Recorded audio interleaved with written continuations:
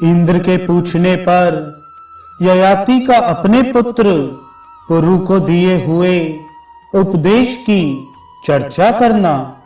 शौनक जी कहते हैं, शतानीक स्वर्गलोक में जाकर महाराज ययाति देव भवन में निवास करने लगे।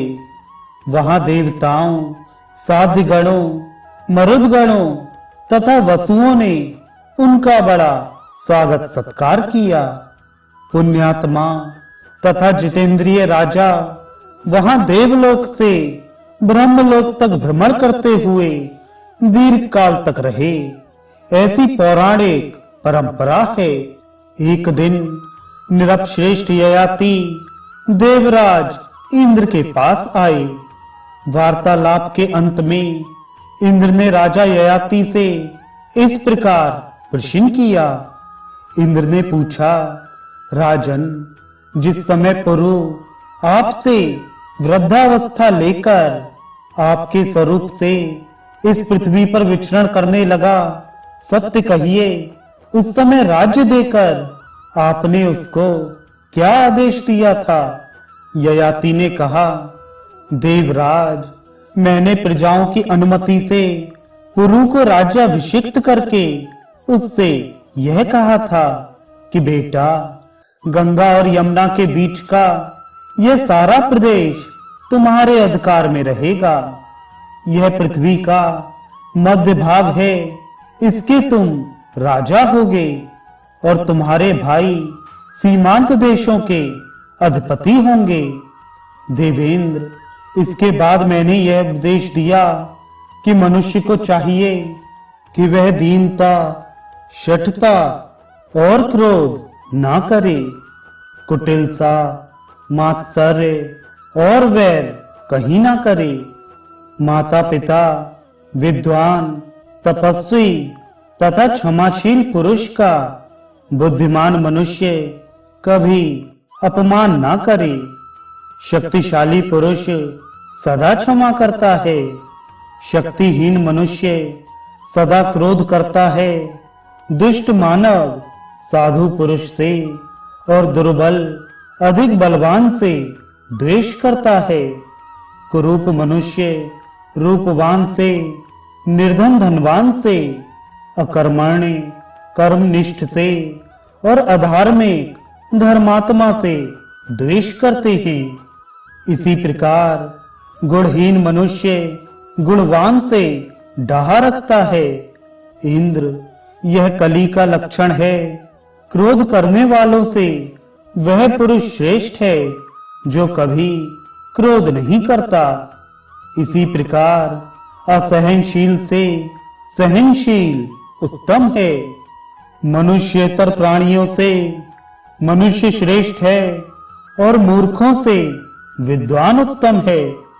यदि कोई किसी की निंदा करता या उसे गाली देता है तो वह भी बदले में निंदा या गाली गलौच ना करे, क्योंकि जो गाली या निंदा सह लेता है उस पुरुष का आंतरिक दुख ही गाली देने वाले या अपमान करने वाले को जला डालता है। साथ ही उसके पुण्य को भी वह ले लेता है। क्रोधवश किसी के मर्म स्थान में चोट ना पहुंचाए, अर्थात ऐसा बर्ताव ना करे जिससे किसी को मार्मिक पीड़ा हो। किसी के प्रति कठोर बात भी मुंह से ना निकाले। अनुचित उपाय से शत्रु को भी वश में ना करे। जो जी को जलाने वाली हो, जिससे दूसरे को उद्वेग होता हो, ऐसी बात मुंह से ना बोले, क्योंकि पापी लोग ही ऐसी बातें बोला करते हैं। जो स्वभाव का कठोर हो, दूसरों के मर्म में चोट पहुंचाता हो, तीखी बातें बोलता हो और कठोर वचन रूपी कांटों से दूसरे मनुष्य को पीड़ा देता हो, उसे अत्यंत दरिद्र या अभागा समझे। उसको देखना भी बुरा है, क्योंकि वह कड़वी बोली के रूप में अपने मुंह में बंधी हुई एक पिशाचनी को ढो रहा है।